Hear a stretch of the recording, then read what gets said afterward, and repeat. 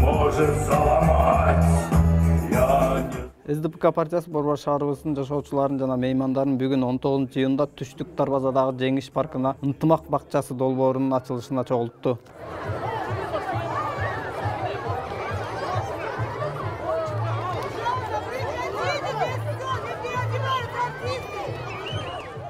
Ар бир ата-эне жайында пионер лагерлерге көйлүк алып бара албайт балдарын. Анан ошондуктан социалдуу жагынан да караганда эң негизгиси бүгүн биз социалдуу жагын караганда, тармагын караганда ошо ынтымактуу бакча деп ар бир короодо ушундай волонтер партиялаштар менен өткөзөлүк деп атабыз да.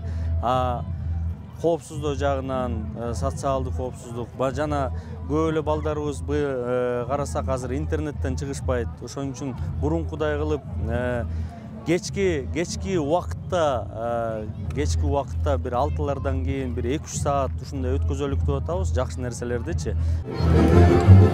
Ошону менен бирге эле долбоор кошуна колоң жайгашкан шаардыктардын ынтымагын чыңдоого, биримдигин арттырууга да багытталган. Акция бакча ынтымагы, шаар ынтымагы ураанын алдында өтөт. Эгер консулар ынтымактуу болсо, шаар ынтымактуу болот. Бул жалпы кошуналар, короо ошондон деген өзү негизгиси шаар турат да, туурабы? Биз шаар деген короолордон турат. Канча короолор бар. Ошонун баары ынтымактуу болсо, бул деген абдан туура нерсе болот го дейм да.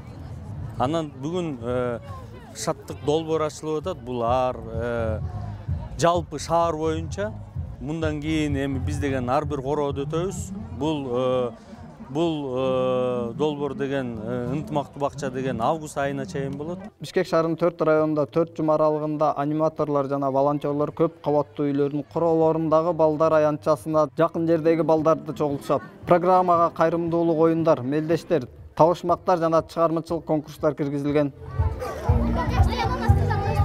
Балдарыбыз менен келгенбиз, көңүлдүү болуп атат. Жакшы майрам уюштуруп туруш, СДК партиясына чоң ыраазычылык билдиребиз. Балдар жакшы көңүл ачып атышат.